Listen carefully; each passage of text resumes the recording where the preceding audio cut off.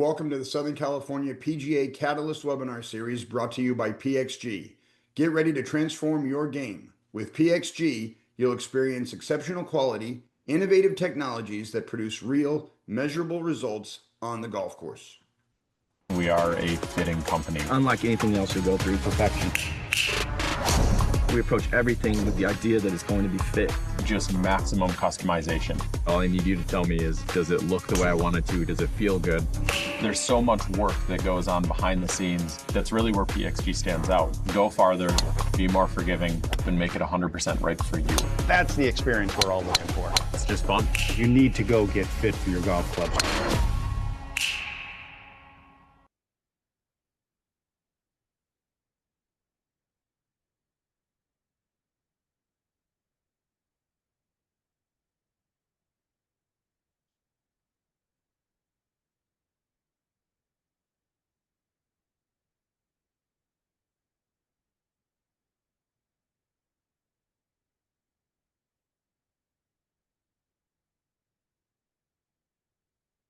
Good morning, ladies and gentlemen. Welcome to the Catalyst webinar series. This morning we have Colin Grant and Mike Simcox from Golf Pro Payments. Colin and Mike are both PGA members and PGM University grads. Colin Grant attended Clemson University and was class of 2016. He's been in the Georgia and Carolina sections, and he is with Golf Pro Payments this last year. I believe he's been with Golf Pro Payments. And Mike Simcox, I believe, has been with Golf Pro Payments for a little bit over 5 years. They're joining us this morning on the Catalyst webinar, presenting on how to make life easier for us PGA members. Colin, Mike, good morning. Thanks for joining us on the Catalyst webinar series this morning. Good morning, Yeah, John. absolutely. Thanks for having us. Yeah, appreciate it, John, and welcome to everybody on the webinar. We'll kind of take a little dive into credit card processing and exactly what it means and how it can help you at your facilities and that kind of thing. And really the goal, I think in this webinar is to just take a few things from it to, like I said, enhance your operation, whether it's make things more efficient, more secure, or possibly even save money in this space. So that's kind of the ultimate goal, but appreciate everyone's time. And Colin, if you want to go to the next slide, we can get started. Absolutely. So again, overview of our presentation here. It's the importance of credit card processing. Obviously, any golf course, business needs money to exist. So cash flow is important. Credit card processing certainly puts money in your bank account the next day, as opposed to, waiting for checks or cash or stuff like that. Credit card acceptance became the most used method of payment in 2022 with, big help in part to COVID, where cash was kind of disappearing at that point. And, most people kind of use credit cards as a form of payment. It's also important to know that, the value of a credit card transaction is actually 3 times higher compared to cash, which makes sense. If someone comes into the golf shop and is looking to buy a shirt, they can only use what type of cash they have in their wallet as opposed to a credit card. So that's why that number is 3 times higher. And, it's important to, accept credit card payments, at your facilities, whether it's a public, private, semi-private type of facility there. So the goals of the presentation, learn best practices to lower your costs. We'll go through those. How technology can enhance your operation, run more secure payment transactions, and prevent fraud and limit chargebacks. And guys, at any point, if anybody's got any questions, feel free to just use the chat. If there's something we go over and you want to ask about it, we've got the chat pulled up, so we'd be happy to answer anything, as we know stuff can kind of pop up during the presentation. So we'll be happy to address it right there. No need to use the Q&A or raise your hand. We'll see it right there in the chat. Go ahead, Mike. Awesome. So what exactly is credit card processing? It's very there's a lot of moving parts that kind of happen behind the scenes. But basically, a customer makes a purchase with the credit card. So the cardholder presents the credit card information for payment. There's an approval process, which there's a slide here shortly that'll kind of outline, the steps that payment process goes through before eventually the money hits the merchant's bank account. So data is transmitted to various entities for transactional approval or decline. And essentially, credit card processing is a 30-day unsecured loan. So the merchant or golf course or golf shop owner receives daily funding and settles the processing fees at the end of the month. And so, that's different than, say a mortgage loan, which is kind of, fixed rate for a period of time. It's an unsecured loan. So it's basically what credit card processing is in a nutshell there. And here's a slide of kind of, and I won't go through it, and it's a little bit small, but here's a slide of, the different entities that transaction runs through. So, it goes through what's called acquiring banks, through issuing banks, back to the merchant, through the card holder. So, you can kind of see, and this happens pretty quick, obviously with technology, but these are the different entities that payment kind of runs through before, that card is either accepted or declined. So there's a lot of, kind of moving parts there, but, this is a great slide to kind of see how many moving parts there really are. So we get this a lot. What determines my credit card rate? And we'll get into how you actually calculate that. But basically, there's, each merchant account set up with an SIC code. So for example, for your golf course, you might have, a retail shop. You might have a food, beverage, or restaurant account. You might have a membership account or an online account. And all those different industries run at different rates depending on, making secure payments and fraud, those kind of things. And so it really depends on, how you're accepting the card, where you're accepting it, and things like that. Credit card types. If I pulled out my credit card and asked you, what rate my credit card runs at, I would have no idea because there are over 250 different types of credit cards out there that run at various rates, with business rewards, and things like that. So, typically, a merchant statement will provide all that information as far as what types of credit cards you're accepting there and the rates that, are run through that.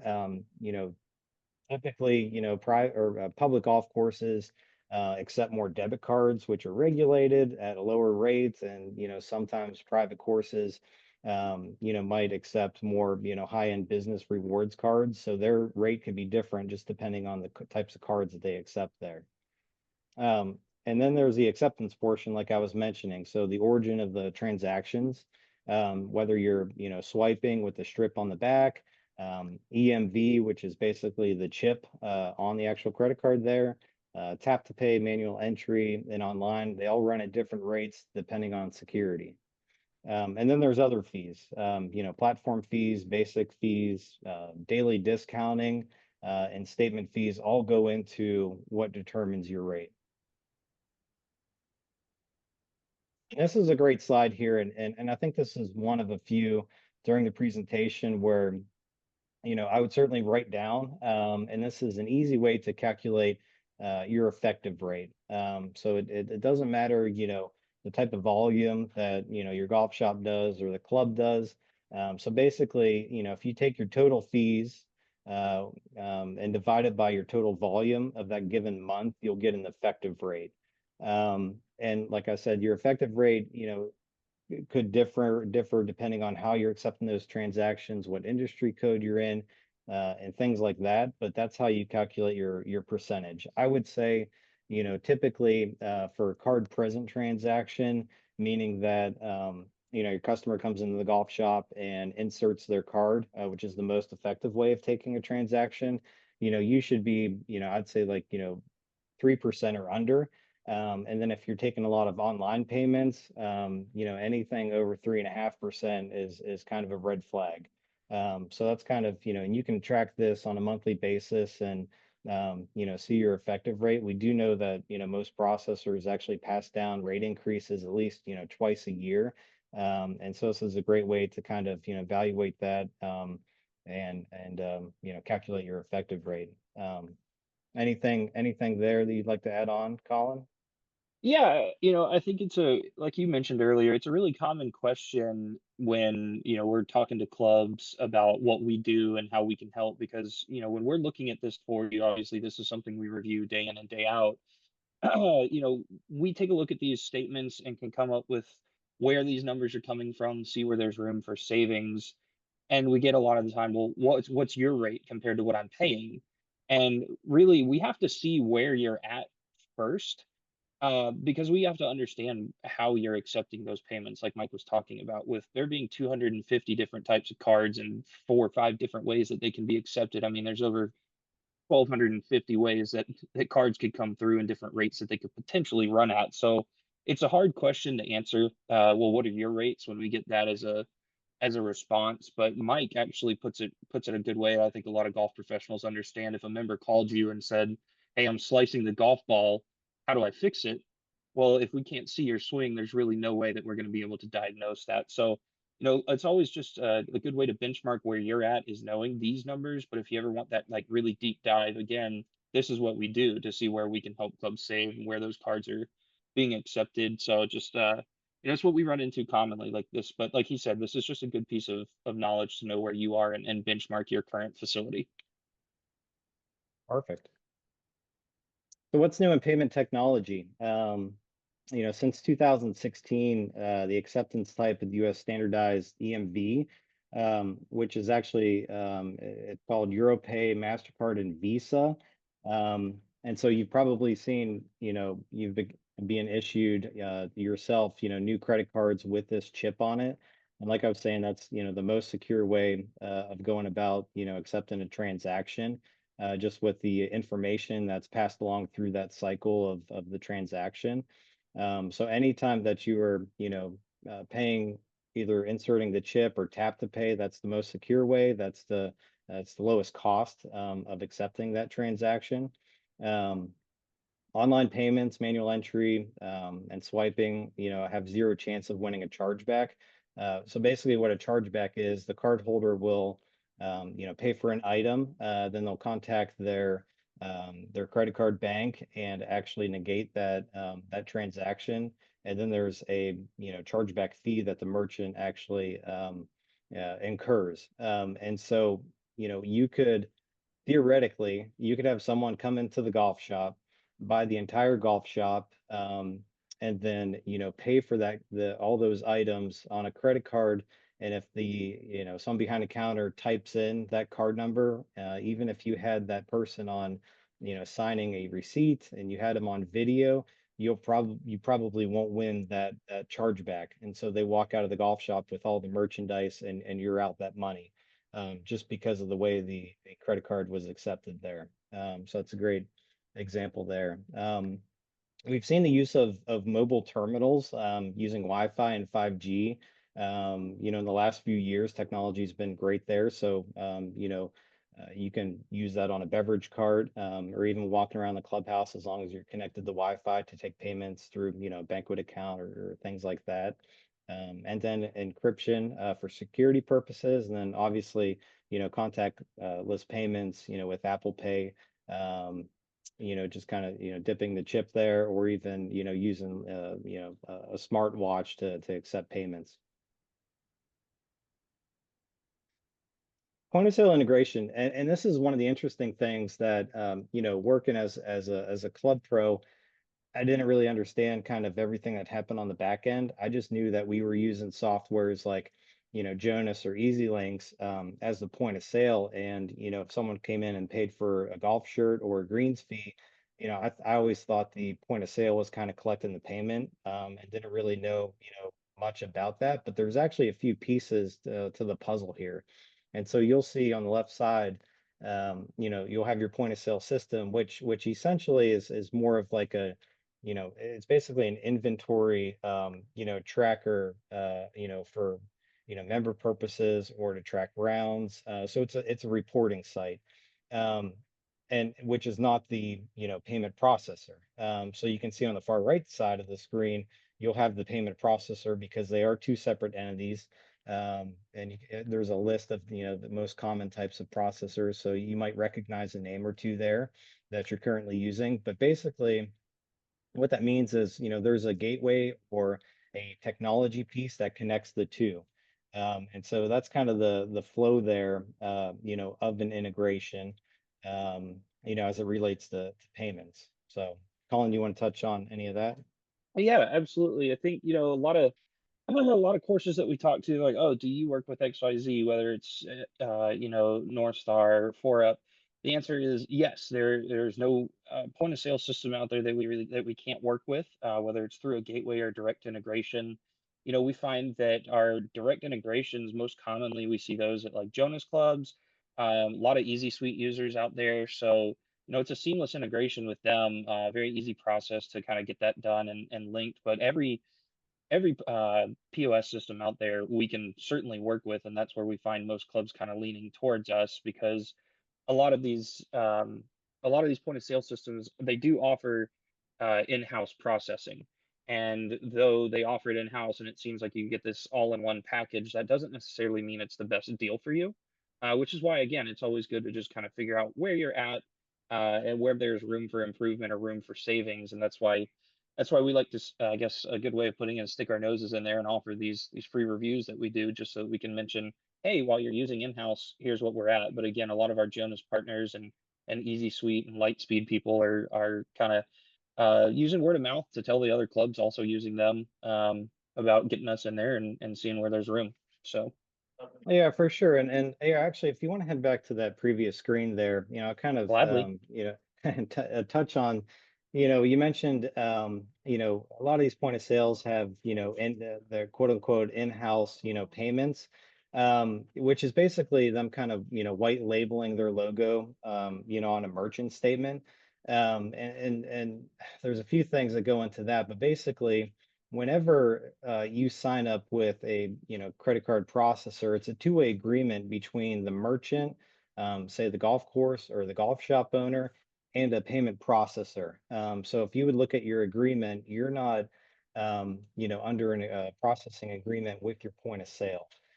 So what that means is, anytime they push like a preferred provider or use our in-house solution, there's typically some extra margin kind of built into your merchant processing, which a lot of the times, and I'm not here to bash any point of sales, but a lot of the times, the point of sales actually make more money off the payment processing than they do charging their customers for the point of sale. So, I just wanted everybody to know, a little bit of the background of our daily battle, and trying to, help golf pros and facilities out, save money there, but that's a little bit about the landscape. So are you at risk of exposure? Equipping your business with, obviously the necessary security measures, drastically reduces the possibility of a breach. And we see it happen all the time because we are in this space. There's countless examples. We had a course a few years ago where, they actually got hacked in onto their website, which they were, obviously taking online tee times. That system was breached, and it was kind of a few-year process for them to actually, get the funds, that they were out. And it's very, interesting, dynamic there. So it does happen a lot, and other industries, see, kind of online breaches happen more frequently. And it's something to be aware of. Fraud, over 55% of all credit card fraud in the US takes place in the hospitality industry. Um, there are ways to kind of prevent that with being PCI compliant. We notice like a lot of the processors that clubs use currently, aren't even notifying their client that they're PCI non-compliant, which is one of the steps that we do, is to help you become PCI compliant and certified there, as a way, protective measure for those kind of things. Then obviously, with chargebacks and, customer dispute over a transaction, sort of thing. So it's something to be aware of. It doesn't happen, hopefully it doesn't happen at all, but it's becoming more increasingly, common at golf courses, especially, allowing online payments kind of thing.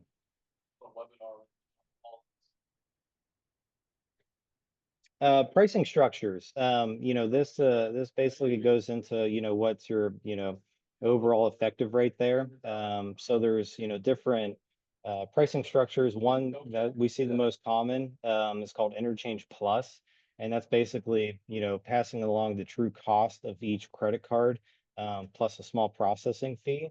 Um, and for example, we see that a lot, especially with like public courses, like I was mentioning, where they accept 60 or 70% of debit cards because they've run at a much lower rate than most other credit cards there.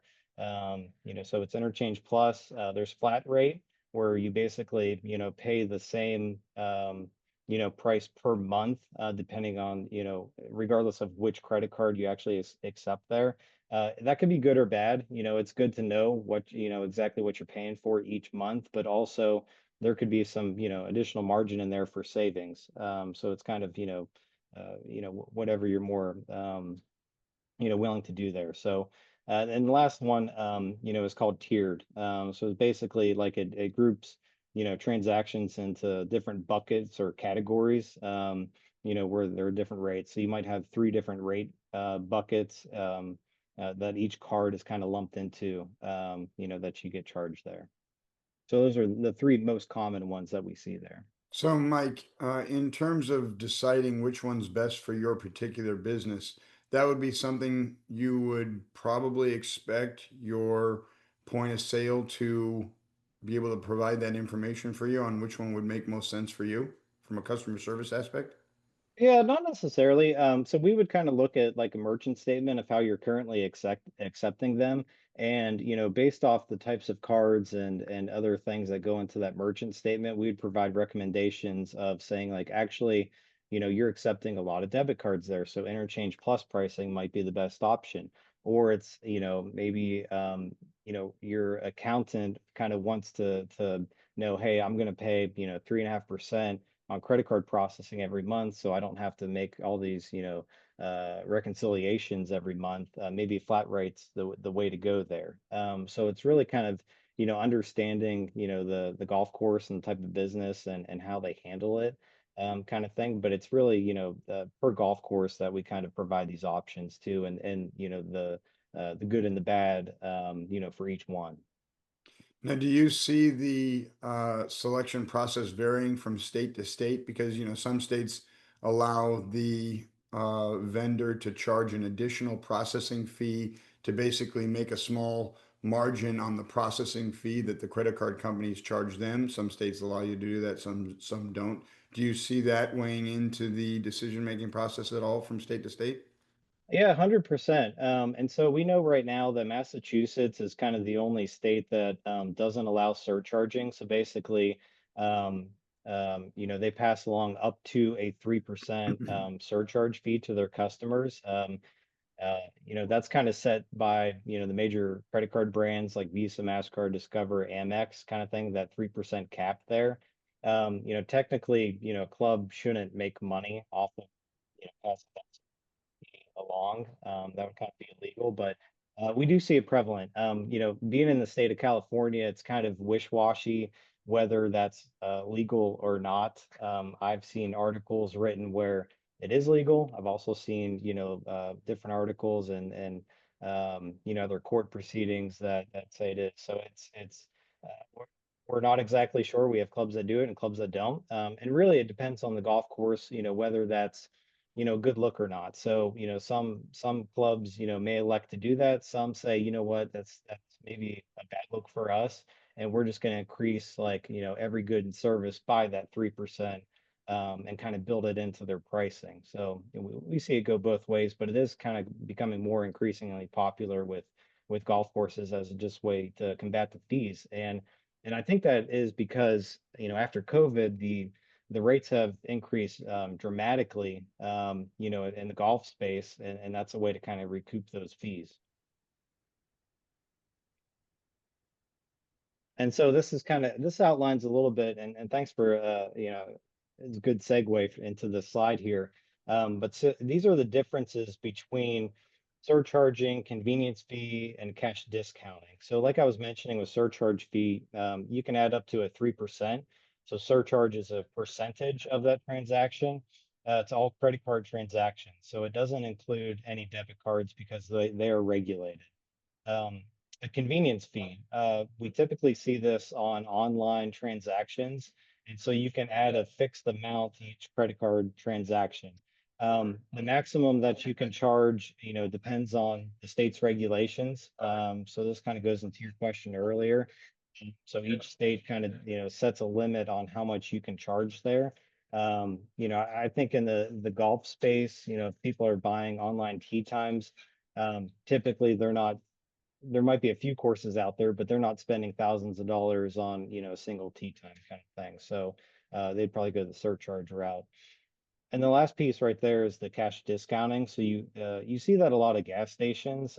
So you have a normal price for a cash payment, and then the added 4% by using a credit or debit card transactions there.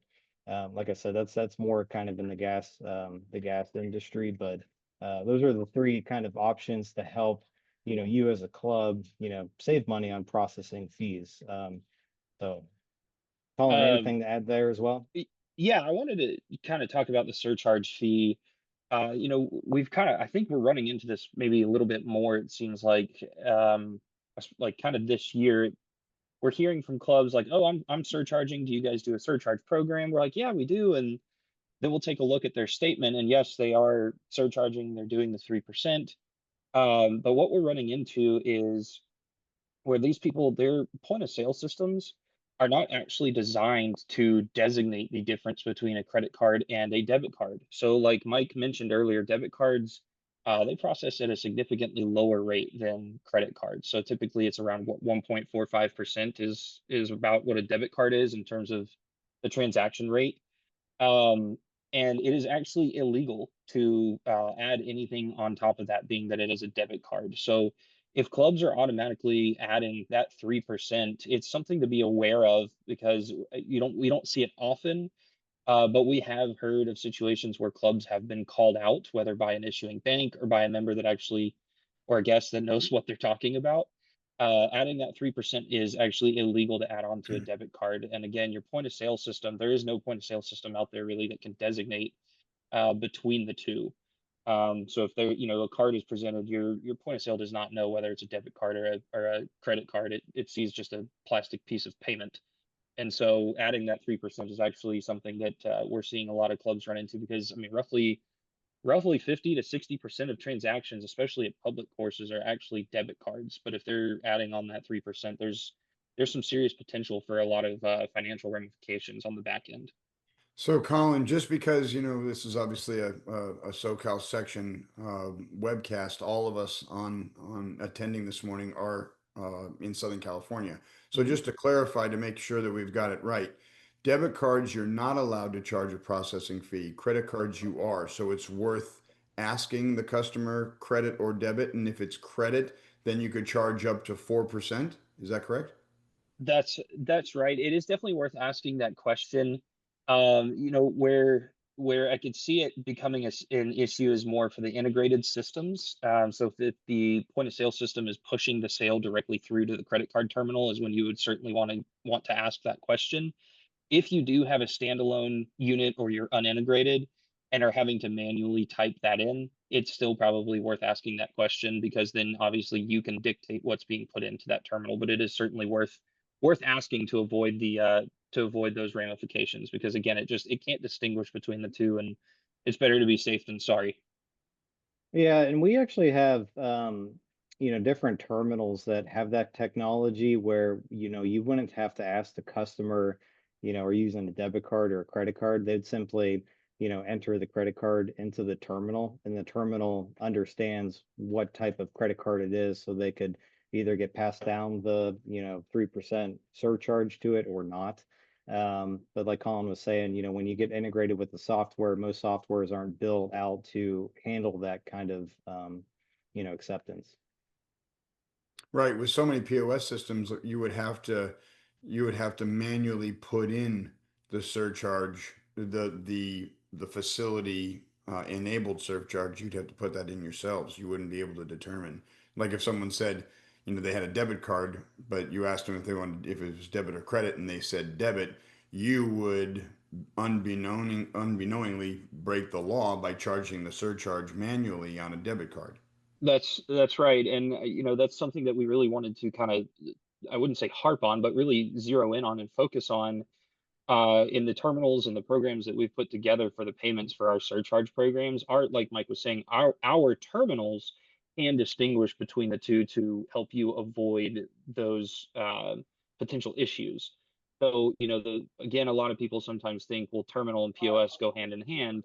POS is just the program, right? It's just the inventory tool that is just tracking what's coming in and out. The actual payment collection part of it is what can't be distinguished within their program, but our terminals are able to distinguish between the two to kind of save some tail there at whoever's club might be using them improperly. Yeah, and anytime there's a, integration with the point of sale software, all the software is doing is basically handshaking the terminal to say, here's the price that gets pushed down to the terminal. So that's basically how that integration works there. It's more of a handshake as opposed to a technology piece where it understands what type of credit card or debit card, that they're accepting there. Cool.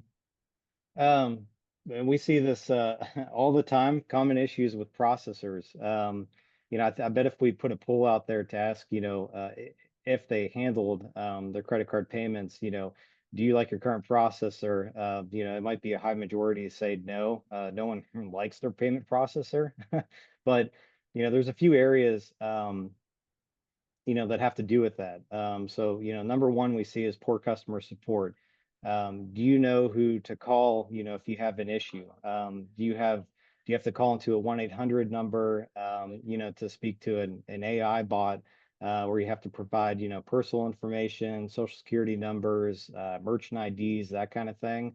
Hopefully you have, an account manager that you can call. But the poor customer support is something that we see, pretty prevalent in the golf industry. And we all know, when something goes wrong, it's usually on a holiday weekend where you can't get in touch with anyone. We've all experienced that. So um, slow funding, it's pretty standardized to get your money, after a batch, the next morning or next afternoon, so next day funding. We've seen other processors, even in integrated or non-integrated solutions, it could take up to 2 or 3 or 4 days to receive that payment. So you're having to reconcile days after the fact. Terminal's not working. Are you having, connection issues, are you still swiping credit cards, with the strip on the back? If you're still swiping credit cards, you definitely need to upgrade. That's kind of number one rule there. And high fees, calculate your effective rate. Do you even receive a merchant statement? I can't tell you how many clubs we contact where they're, interested in kind of looking at this piece of business and they're unable to receive a merchant statement. So, of course they're paying processing fees, but they don't know exactly what they're paying. That's kind of a red flag to us. So those are kind of some of the, most common issues that we see and we deal with, on a daily basis. I would, I'd like to point out, we call these clubs and put ourselves out there saying, hey, hopefully we can help you save some, lower those rates, pinpoint where that's at to help you out. But I think we've actually seen a lot lately. We get these clubs on the phone, whether, they're maybe only processing or a volume of $4,000 a month because they had a slow month or whatever it might be. And so there's really not a lot of room for savings, right? We may save them $10 a month, but what it comes down to at that point is our customer service. It is something that we certainly pride ourselves on. Our slogan being members helping members is super important to us. Again, we're a team of golf professionals, so we understand not only what it means to be responsive, but to kind of just treat you as if you like how you would want the members to be treated. You want them to have that special experience. And so we've had several clubs sign on lately that solely were like, listen, the savings aren't great, but you guys have been very responsive. We love that we actually have somebody we can call. We're not talking to a robot like Mike said. And so it's just, that's something that, again, we like to pride ourselves on, is the customer support side of it more so than just the savings.